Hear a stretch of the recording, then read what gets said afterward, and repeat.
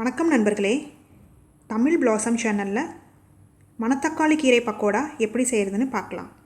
அதற்கு தேவையான பொருட்கள்: மணத்தக்காளி கீரை 1 கப், உப்பு தேவையான அளவு, பாசிப்பருப்பு வறுத்து பொடி பண்ணது 1 கப்பு 80 ml, 1 கப்பு ரவை 60 ml, 2 டீஸ்பூன் மிளகாய்த்தூள், பெரிய வெங்காயம் 1 சிறுசாக கட் பண்ணி வச்சுருக்கேன், ஓமம் 1/4 டீஸ்பூன், மஞ்சத்தூள் சிறிதளவு,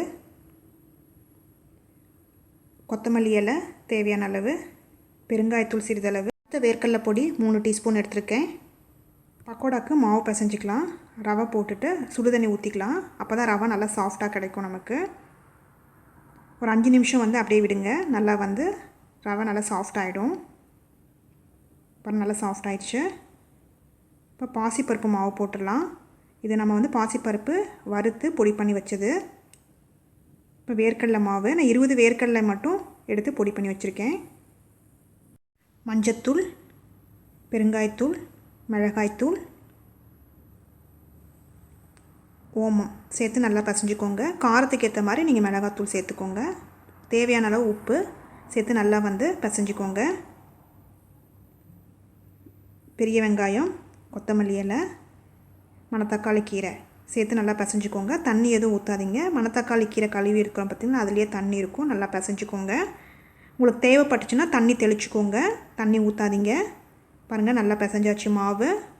இப்போ நான் பக்கோடா பொரிச்சு எடுத்துடலாம். இப்போ பாருங்கள், எண்ணெய் காஞ்சிருச்சு. இல்லைனா ஒரு துளி போட்டு பாருங்கள் எண்ணெய் காஞ்சிருச்சான்ட்டு. காஞ்சிருச்சு. நம்ம கிள்ளி போட்டுக்கலாம். இந்த மாதிரி கிள்ளி போடுங்க. சிம்மில் வச்சுக்கோங்க அடுப்பு. இந்த மாதிரி போட்டுக்கோங்க.